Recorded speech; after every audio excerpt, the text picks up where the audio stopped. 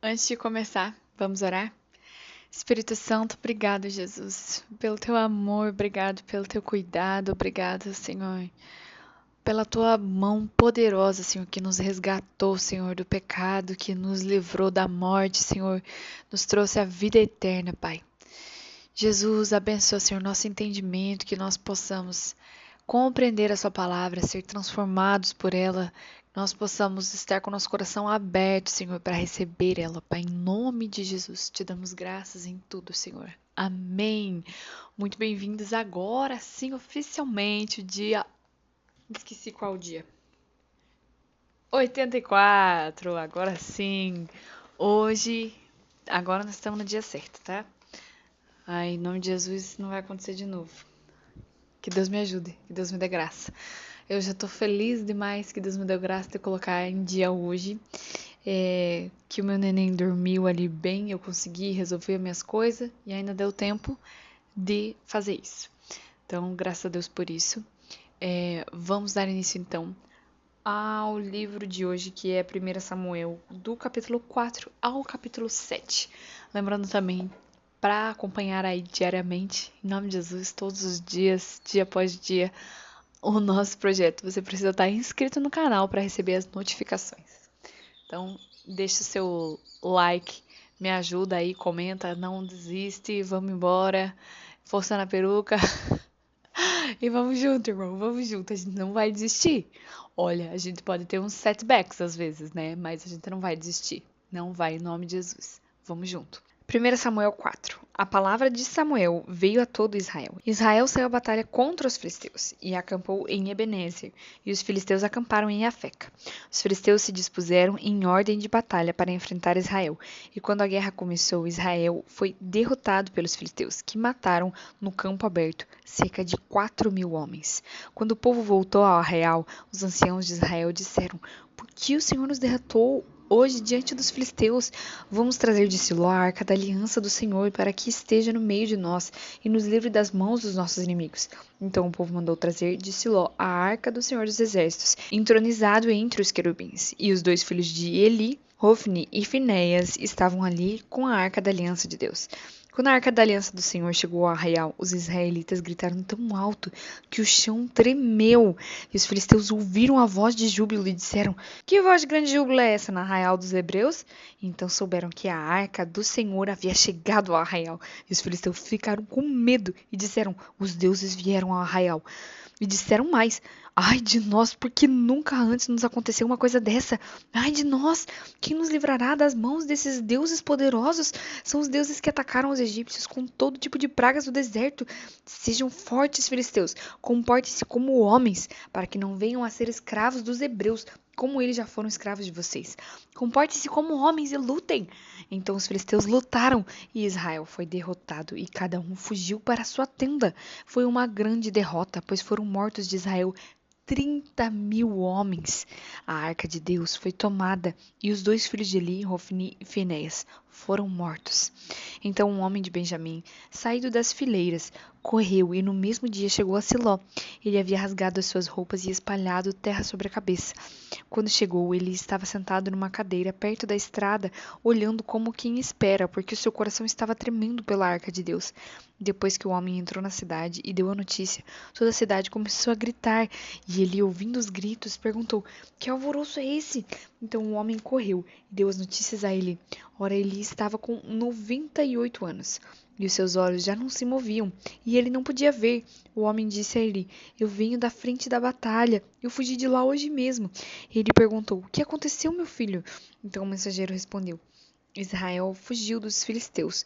Houve grande matança entre o povo. Além disso, os seus dois filhos, Hofni e Finéias, foram mortos, e a arca de Deus foi tomada. Quando ele fez menção da arca de Deus, ele caiu da cadeira para trás, junto ao portão da cidade, quebrou o pescoço e morreu. Ele era um homem velho e pesado e havia julgado Israel durante 40 anos. A nora de Eli, a mulher de Finéias, estava grávida e próxima do parto, quando ela ouviu essas notícias de que a arca de Deus havia sido tomada, de que seu sogro e seu marido tinham morrido, encurvou-se e deu à luz, porque as dores lhe sobrevieram. E quando ela já estava morrendo, as mulheres que a ajudavam disseram: Não tema, porque você teve um filho. Ela, porém, não respondeu, nem fez caso disso, mas deu ao menino o nome de Icabô, dizendo: Foi-se a glória de Israel. E ela disse isso porque a arca de Deus havia sido tomada e por causa de seu sogro e de seu marido. E falou mais: Foi-se a glória de Israel, pois a arca de Deus foi tomada. 1 Samuel 5. Os filisteus tomaram a arca de Deus e a levaram a Ebenezer, a Asdod. Os filisteus tomaram a arca de Deus e a colocaram no templo de Dagon, ao lado da imagem de Dagon. Quando os moradores de Asdod se levantaram de madrugada, no dia seguinte, eis que Dagon estava caído com o rosto em terra diante da arca do Senhor. Eles pegaram a imagem de Dagon e a puseram de volta no seu lugar. Levantando-se de madrugada, no dia seguinte, pela manhã, eis que Dagon estava caído de bruços diante da arca do Senhor. E a cabeça de Dagon e as suas 2 mãos estavam cortadas e se encontravam na soleira da porta. Apenas o tronco dele estava inteiro. Por isso, os sacerdotes de Dagon e todos os que entram no seu templo, Asdod, não pisam na soleira da porta até o dia de hoje. Porém, a mão do Senhor castigou duramente os moradores de Asdod e os assolou e os feriu com tumores, tanto em Asdod como nos seus arredores. Quando os homens de Asdod viram o que estava acontecendo, disseram: A arca do Deus de Israel não deve ficar entre nós, pois a sua mão é dura sobre nós e sobre Dagon, nosso Deus. Então enviaram mensageiros e reuniram todos os governantes dos filisteus e perguntaram: Que faremos com a arca do Deus de Israel? Eles responderam: Que a arca do Deus de Israel seja levada até Gate, e depois de cidade em cidade. E levaram até Gate. Depois que levaram, a mão do Senhor foi contra aquela cidade, causando grande terror, pois feriu os homens daquela cidade desde o pequeno até o grande, e lhe nasceram tumores. Então enviaram a arca de Deus a Ecrom. Mas quando a arca chegou lá, os ecronitas exclamaram: Trouxeram a arca de Deus de Israel até aqui para matar a nós e a nosso povo. Então enviaram mensageiros e reuniram todos os governantes dos filisteus e disseram: Devolvam a arca do Deus de Israel, que ela volte ao seu lugar, para que não mate nem a nós e nem o nosso povo, porque havia terror de morte em toda a cidade, e a mão de Deus castigou duramente ali. Os homens que não morriam eram atingidos com tumores, e o clamor da cidade subia até o céu. 1 Samuel 6. E a arca do Senhor esteve 7 meses na terra dos filisteus. Estes chamaram os sacerdotes e os adivinhos e perguntaram: O que faremos com a arca do Senhor? Digam-nos como a devolveremos para seu lugar. E eles responderam: Se devolverem a arca de Deus de Israel, não a mandem vazia, mas enviem também a ele uma oferta pela culpa. Então vocês serão curados e saberão porque a mão dele continua pesando sobre vocês. Então os filisteus perguntaram: Que oferta pela culpa devemos mandar? Os sacerdotes e os adivinhos responderam: Mandem 5 tumores de ouro e 5 ratos de ouro, segundo o número dos governantes dos filisteus, porque a praga é a mesma sobre todos vocês e sobre todos os seus governantes. Façam imitações dos tumores e dos ratos que andam destruindo a terra, e deem glória ao Deus de Israel. Assim ele talvez alivie a mão de cima de vocês e do Deus da terra de vocês. Por que vocês endureceriam o coração como os egípcios e Faraó fizeram? Não é verdade que depois que Deus os maltratou, eles deixaram os israelitas sair e eles foram embora? Agora, pois, façam um carro novo, ajuntem 2 vacas com crias, sobre as quais nunca foi colocado jugo, e amarrem as 2 ao carro. Quanto aos bezerros, leve-nos para casa. Então peguem a arca do Senhor e a ponham sobre o carro, e num cofre ao lado dela ponham as figuras de ouro que vocês vão enviar como oferta pela culpa. Depois, deixem o carro ir, fiquem observando. Se ele subir pelo Bet-Semes, que leva ao seu território, então foi o Deus de Israel que nos fez esse grande mal. Mas se não, saberemos que não foi a sua mão que nos atingiu, e que isso nos aconteceu por acaso. Os homens fizeram isso.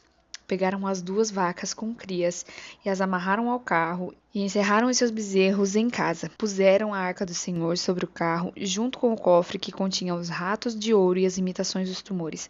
As vacas se encaminharam diretamente para Bet-Semes, e andando e berrando, seguiam sempre por esse mesmo caminho, sem se desviarem nem para a direita nem para a esquerda. Os governantes dos filisteus foram atrás delas até a fronteira com Bet-Semes. O povo de Bet-Semes andava fazendo a colheita do trigo no vale. Quando levantaram os olhos, viram a arca e ficaram muito contentes. O carro veio até o campo de Josué, o Bet-Semita, e parou ali, onde havia uma grande pedra. Eles cortaram a madeira do carro em pedaços e ofereceram as vacas ao Senhor em holocausto. Os levitas desceram a arca do Senhor e também o cofre que estava junto a ela, em que estavam os objetos de ouro, e os puseram sobre a grande pedra. No mesmo dia, os homens de Bet-Semes ofereceram holocaustos e sacrifícios ao Senhor. Os 5 governantes dos filisteus viram aquilo e voltaram para Ecrom no mesmo dia. Estes são os tumores de ouro que os filisteus enviaram ao Senhor como oferta pela culpa. Um por Asdod, outro por Gaza, outro por Asquelon, outro por Gate, outro por Ecrom. Enviaram também os ratos de ouro, segundo o número de todas as cidades dos filisteus, pertencentes aos 5 governantes, desde a cidade fortificada até as aldeias campestres. A grande pedra sobre a qual puseram a arca do Senhor está até o dia de hoje no campo de Josué, o Bet-Semita. O Senhor feriu os homens de Bet-Semes porque olharam para dentro da arca do Senhor, matando 70 deles. Então o povo chorou porque o Senhor tinha feito tão grande matança entre eles. Os homens de Bet-Semes disseram: quem poderia estar diante do Senhor, este Deus santo? E para onde subirá para que fique longe de nós? Então enviaram mensageiros aos moradores de Kiriat-Jearim, dizendo: os filisteus devolveram a arca do Senhor. Venham até aqui e levem a arca com vocês. 1 Samuel 7. Então os homens de Kiriat-Jearim vieram e levaram a arca do Senhor à casa de Abinadab, que ficava na colina, e consagraram Eleazar, filho de Abinadab, para que guardasse a arca do Senhor. Desde aquele dia a arca ficou em Kiriat-Jearim, e tantos dias se passaram que chegaram a 20 anos, e toda a casa de Israel dirigia lamentações ao Senhor. Samuel falou a toda a casa de Israel, dizendo: se é de todo o coração que vocês estão voltando ao Senhor, então tirem do meio de vocês os deuses estranhos e os astarotes. Preparem o coração ao Senhor e sirvam somente a Ele. Ele livrará vocês das mãos dos filisteus. Então os filhos de Israel tiraram de seu meio os Baalins e os astarotes e serviram só ao Senhor. Samuel disse mais: congreguem todo o Israel em Mispa, e eu vou orar por vocês ao Senhor. Congregaram-se em Mispa, tiraram a água e derramaram diante do Senhor. Jejuaram aquele dia e ali disseram: pecamos contra o Senhor. E Samuel julgou os filhos de Israel em Mispa. Quando os filisteus ouviram que os filhos de Israel estavam congregando em Mispa, os governantes dos filisteus saíram para atacá-los. Quando os filhos de Israel ouviram isso, tiveram medo dos filisteus. Então os filhos de Israel disseram a Samuel: não cesse de clamar ao Senhor, nosso Deus, por nós, para que ele nos livre das mãos dos filisteus. Então Samuel pegou um cordeiro que ainda mamava e o sacrificou em holocausto ao Senhor. Samuel clamou ao Senhor por Israel, e o Senhor lhe respondeu. Enquanto Samuel ofereceu o holocausto, os filisteus chegaram para lutar contra Israel. Mas naquele dia o Senhor trovejou com um grande estrondo sobre os filisteus. Eles entraram em pânico e foram derrotados pelos filhos de Israel. Os homens de Israel saíram em Mispa, perseguiram os filisteus e os derrotaram até abaixo de Bet-Car. Então Samuel pegou uma pedra e pôs entre Mispa e Sem. E lhes deu o nome de Ebenezer, dizendo: até aqui nos ajudou o Senhor. Assim os filisteus foram abatidos e nunca mais vieram ao território de Israel, porque a mão do Senhor estava contra eles todos os dias de Samuel.